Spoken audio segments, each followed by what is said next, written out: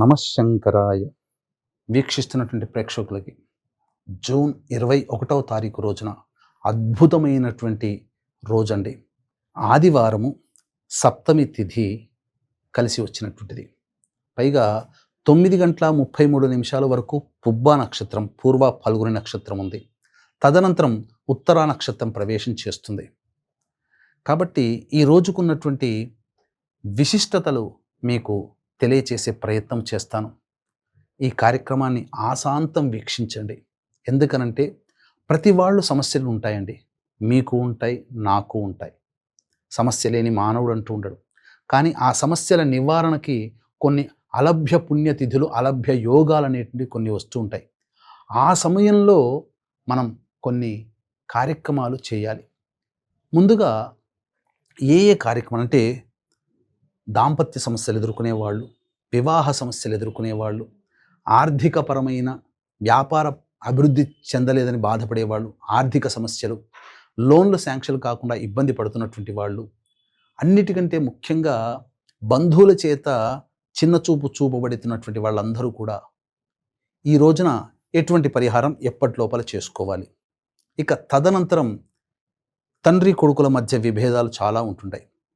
అటువంటి వాళ్ళు, నిరుద్యోగ సమస్యలతో బాధపడుతున్నటువంటి వాళ్ళు, ఉద్యోగంలో అభివృద్ధి లేక ప్రమోషన్స్ రాక ఇబ్బంది పడుతున్నటువంటి వాళ్ళు, అసలు ఉద్యోగం స్థిరత్వం ఉంటుందా లేదా, మమ్మల్ని తీసేస్తారా అనే బాధ ఉన్నటువంటి వాళ్ళు, అన్నిటికంటే మించి ప్రతి మనిషికి కావాల్సింది ఆరోగ్యం అండి.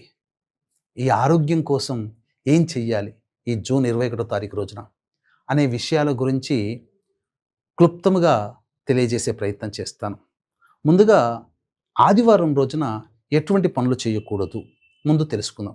ఆదివారం రోజున సూర్యోదయం తర్వాత నిద్ర లేవకూడదు. కాబట్టి సూర్యోదయం కంటే ముందే నిద్రలేచి కాలకృత్యాదులు తీర్చుకొని ఉదయిస్తున్నటువంటి సూర్యుడికి నమస్కారం చేసి సూర్యాష్టకం 6 సార్లు పారాయణం చేసి రాగి పాత్రలో కుంకుమ నీరు కలిపినటువంటిది ఎర్ర పుష్పాలు వేసి ఆ రాగి పాత్ర ద్వారా సూర్యుడికి ఓం ఘృణిసూర్య ఆదిత్య ఓం లేదా ఆదిత్యాయ నమః అంటూ 6 సార్లు అర్ఘ్యం ఇవ్వండి. ఇది చెయ్యాలి. ఈ యొక్క ఆదివారం రోజున గోళ్ళు కత్తిరించుకోకూడదు, జుట్టు హెయిర్స్ కటింగ్ చేయకూడదు, ధూమపానము మద్యపానము పనికిరాదు, బ్రహ్మచర్య వ్రతాన్ని ఆచరించాలి. అభ్యంగన స్నానం అనగా ఒంటికి నూనె రాసుకొని ఎవ్వరూ కూడా స్నానం చేయకూడదు. అసలు ఈరోజు మొత్తము తలకి నూనె పెట్టకూడదు. మధ్యాహ్నము అస్సలు నిద్రపోకూడదు. అవకాశం ఉంటే సూర్యోదయం నుంచి సూర్యాస్తమయం వరకు చక్కగా ఉపవాస నియమాన్ని పాటించి చంద్రదర్శనం చేసుకొని భోజనం చేయండి. అలాగే ఈ రోజంతా కూడా విష్ణునామస్మరణ చేయండి. తప్పకుండా ఆ సూర్యుని యొక్క అనుగ్రహం కలుగుతుంది. సూర్యుడంటే కేవలం ఆరోగ్యమే కాదండి. సూర్యుడంటే ఆయుష్నిస్తాడు, ధనాన్ని ఇస్తాడు, కీర్తి ప్రతిష్టలను ఇస్తాడు, ఉద్యోగ స్థిరత్వాన్ని ఇస్తాడు, కుటుంబ సభ్యుల మధ్య అరమరికలు లేని ప్రేమ తత్వాన్ని పెంపొందింపచేస్తాడు. కాబట్టి ఈ విధంగా చెప్పినటువంటి నియమాలు పాటించండి. అయితే వీక్షించేటువంటి ప్రేక్షకులు కూడా గమనించాల్సినటువంటి అంశం ఏంటంటే ఈ యొక్క భానుసప్తమి అనగా 21వ తారీఖు రోజున ఏర్పడుతుంది. తర్వాత 22వ తారీఖు ధూమవతి జయంతి, శుక్ల అష్టమి, జ్యేష్ఠమాసం.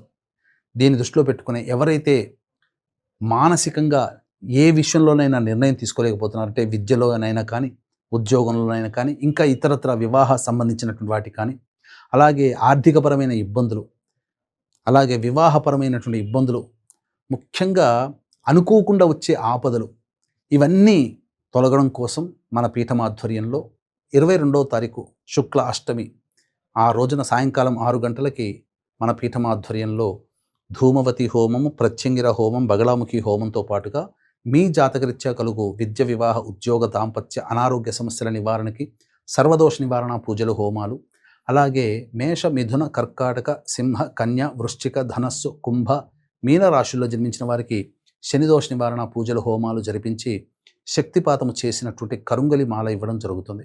అవకాశం ఉన్నటువంటి వాళ్ళు స్క్రీన్పై కనిపిస్తున్న నెంబర్కి కాంటాక్ట్ చేసి జూన్ 22వ తారీఖు సాయంకాలం 5 గంటల లోపల మీరు గోత్రనామాదులు నమోదు చేసుకోవచ్చు.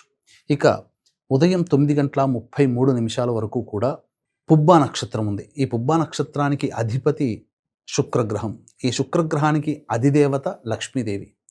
కావున ఎవరైతే వివాహ సమస్యలు, దాంపత్య సమస్యలతో బాధపడుతున్నారో, ధనపరమైనటువంటి ఆర్థిక పరంగా, వ్యాపార పరంగా ఇబ్బందులు పడుతున్నారో, ఇంటికి సంబంధించి లోన్స్ శాంక్షన్ కాక ఇబ్బంది పడుతున్నారో, అటువంటి వాళ్ళకి సంబంధించి ఈ రోజున 9:30 లోపల, అంటే ఉదయం 8 నుంచి 9:30 మధ్యకాలంలో పుబ్బా నక్షత్రం ఉంటుంది.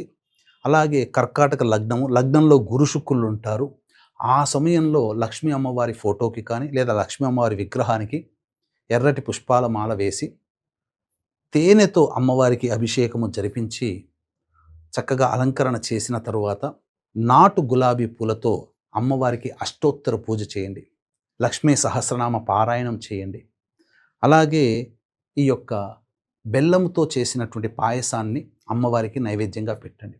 విశేషించి ముత్తైదువులకి ఒకరు లేదా ముగ్గురికి మీరు అమ్మవారికి ముత్తైదనగా ఈ సంబంధించి అద్దము, దువ్వెన, కాటుక, గాజులు, రవిక బట్ట, పూలమాల, పసుపు, కుంకుమ ఇవన్నీ ముత్తైదుకి వాయనమిచ్చి ఆశీర్వచనం తీసుకోండి. తప్పకుండా పిల్లలకి వివాహం అవుతుంది, దాంపత్య సమస్యలు దూరం అవుతాయి.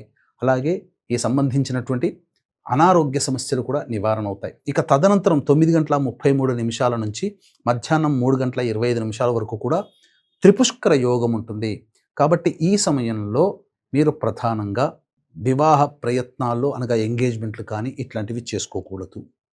అలాగే ఏదైనా మంచి పని చేయండి, చెడు పని మాత్రం చేయకండి.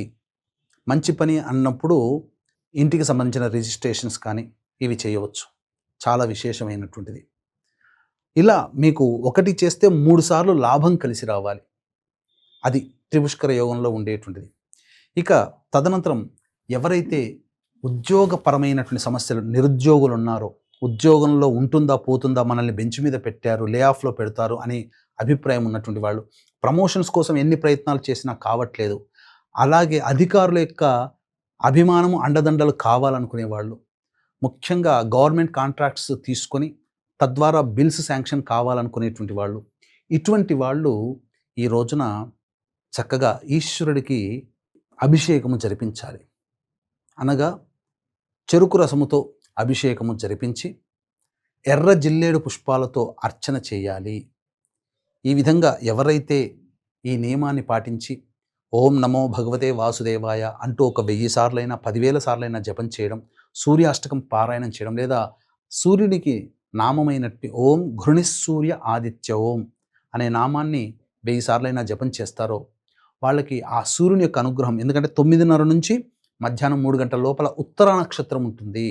ఇది విశేషము. ఉత్తరా నక్షత్రానికి అధిపతి రవి సింహరాశిలో ఉంటాడు. ఆదివారము రవి అది కారకుడు.